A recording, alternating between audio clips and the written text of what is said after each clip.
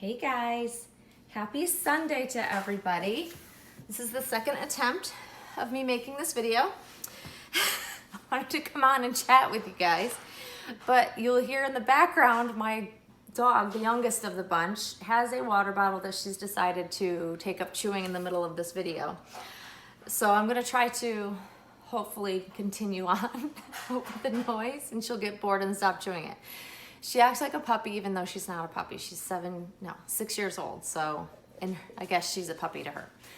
But now she's, I think, gotten bored and she's gonna lay down and chill out. So anyways, happy Sunday everybody. I wanted to come on because I have a chat video of something that was talked about in another video. And then somebody asked me about it, so we'll chat a little bit about it. But first I wanted to share with you guys that I did change Monroe into the long-sleeved Jamie K onesie. Last week I actually had her in the sleeveless onesie with the sweater on, and I put the leggings on because it was a little bit chillier and it rained here. So then I decided I wanted to see how well the long sleeve onesie fit her, and it fits her perfectly.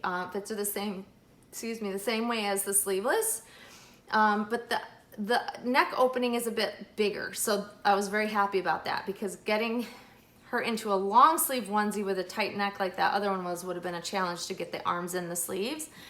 And thank goodness she doesn't have armatures because that would have been very, very stressful, especially coming over the head. But this is bigger. I could actually pull it up over her legs like I normally like to. So really pleased with how this fits.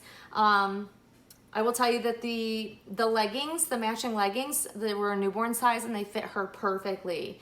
They were not too tight. The feet were perfectly sized. I have such a pet peeve about like swimming feet on footed sleepers, leggings, any of those things. They're just way oversized and I never understand that. Even a 0 to 3 month size baby does not have ginormous feet. I mean, some might, but I mean, making like newborn feet like this big, no, just no. So it was very accurately sized, so I was really pleased about that because I love little perfectly fitted little foot items in baby clothes, so this was definitely a really great choice. I did, since my last video, I did order more Jamie K.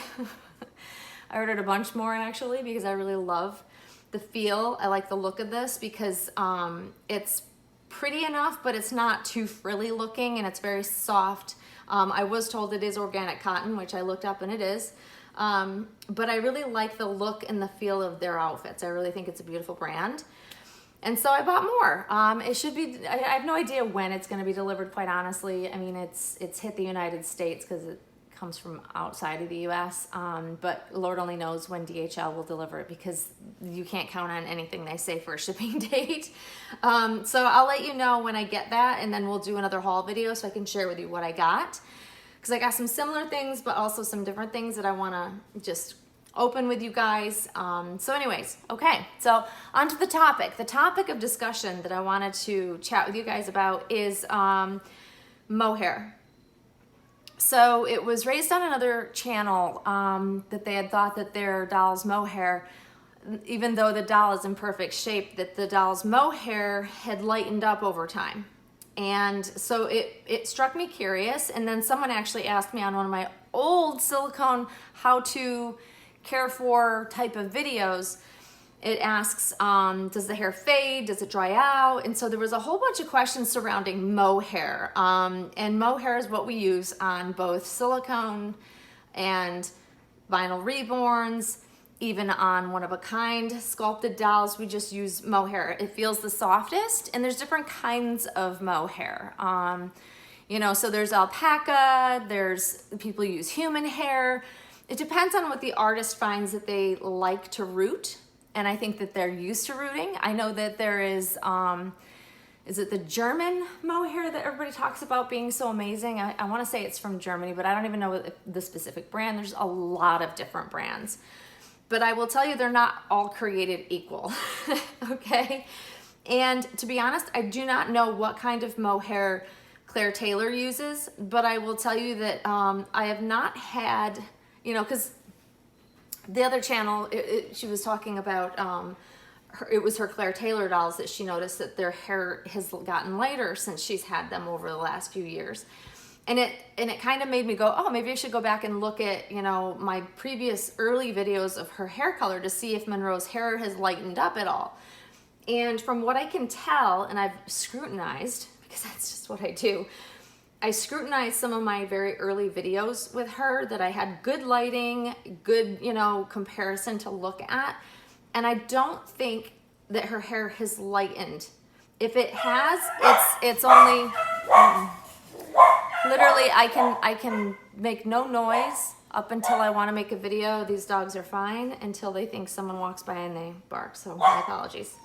Stop. Come on. So my observation of Monroe's hair, and she has, like, compared to a lot of heads of hair that Claire's dolls have been rooted, she has a lighter, more sparsely rooted, shorter hair. So she doesn't have as full a head of hair. So if it's lightened, it may be so little that I haven't noticed it. But here's another thing. I don't put product in my doll's hair. And I think that for people that have seen, not all, because I know that a lot of people just put water in their hair. I don't even wet her hair down. I literally don't put anything on it. I don't wet it. I don't do anything to it, because I know, depending on how the mohair has been colored and dyed, it can bleed color. I know that I've seen lots of videos where people have talked about them washing their doll's hair or wetting their doll's hair, and they lay the doll down and the color from the mohair bleeds onto whatever the head's laying on. And so that lends me to believe that it's susceptible to losing color, just like any other hair color. If you wet it, it can lose color. If you put product in it, it can lose color. I've not done any of that. I think her previous mom had wet it. I don't think she put any product in her hair, but I think she wet it. But that's the extent of anything that I'm aware of that's happened with Monroe's hair. I've never even wet it, to be honest with you. I haven't had a need to. It lays so nice and flat. And, you know, people also had the idea of, back in the day, and I'm saying, like, you know, years ago, they thought you had to condition it or else it would dry out. I have also not had that experience with any of my dolls that have had mohair, and that's vinyl reborns. But I have seen other people show the difference of their doll's mohair that dried out. Like, they showed when they first got the doll, and then a couple of years, or some not even a full year into it, and it got brittle, it got dry looking, it got kinky and weird. So that's why I say all mohair is not created equal, because we don't, unless you know how it's been treated or how it's been dyed or with what kind of chemicals, you don't know perhaps how nice it will stay once it's rooted. I think that it's hard to really know unless you've worked with a mohair brand and you know their process and you've had that conversation with them as an artist. I think it's really difficult to really know how it will last and how it will wear, you know, once it's rooted in the doll's head. And I think that's just another tricky part of, you know, collecting. We don't really ever know. I will tell you though that any of my Claire Taylor dolls' hair, their mohair seemed more hardy to me. It's also a little bit more coarse than some of the really fine mohair that I've seen on reborns. Some are so fine that they literally will just easily, just by moving it, it'll tangle. So there's like a delicate balance, I think, to really good mohair. And I like the mohair that Claire uses. Like I said, I don't know what brand it is. I don't think she'll share it with us. But I like that it's a little more coarse. It doesn't get matted. It doesn't get dried out. So I haven't had a need to condition it, because I think if you added conditioner to it, it could lighten up the hair. Just because it's chemicals, you know, and it's like anything you put on your hair. If you color your hair, which I color my hair all the time, washing it with shampoo, conditioners, or put in any product in it actually helps, you know, remove the color that I put in it quicker. So it's just kind of same with the dolls, I think. But it's an interesting topic. I do believe that there is some care needed with some mohair, and then others I wouldn't recommend it. But I don't know which is which. I can tell you that I have had, I think, one doll that I received. It was a reborn many years ago that had dry mohair when I got it, and I applied some mohair conditioner to it. It did nothing for it, so I didn't keep the doll. I hated the hair. It was just matted and natty and ugh, didn't like it. It just was not good mohair. And I think that it doesn't hurt as a collector to ask, especially if you're getting a custom, you know, ask about the mohair, ask, you know, if they know how it's treated, have they had any issues with it drying out. I think those are safe questions to ask because, you know, artists, if they're not rooting it themselves, one, the mohair itself is pretty expensive considering what it is. And if they send the doll out to be rooted, or you do, you know, it's expensive to do. You know, the rooting process is an expensive thing. And so it doesn't hurt to ask is all I'm saying. It's better to know than to not. And if an artist says, oh, I don't know, or, you know, most artists, especially, you know, seasoned artists, they've been buying the same product from the same places for a long time because that's what they get comfortable doing. And they probably will know a little bit more than you would think. And if not, they might be able to ask. But I'll tell you, another thing is that the thought of having to send her to get rerooted at some point in time, you know, it's quite common for collectors to do that with dolls they have for a long period of time, but I'm hoping I don't have to do that. I want to keep her original. And not that there's anything wrong with getting a doll's hair rerooted. Sometimes the rerooting actually comes out better than the original artist did, you know, and I don't think it takes away from the value of the doll. But I absolutely, with this particular doll, I absolutely love how her hair is rooted. I think it's done so perfectly, and I really enjoy how it looks. That's why I don't want her to lose any hair. I don't want it to fade. I don't want it to change. That's why I'm very, very careful about what I do with it. But dolls that have thicker heads of hair, you got more, you know, less to be concerned with, I guess, because if they lose a few hairs here and there, it's no big deal. If she starts to lose her hair, well, it would be noticeable, I think.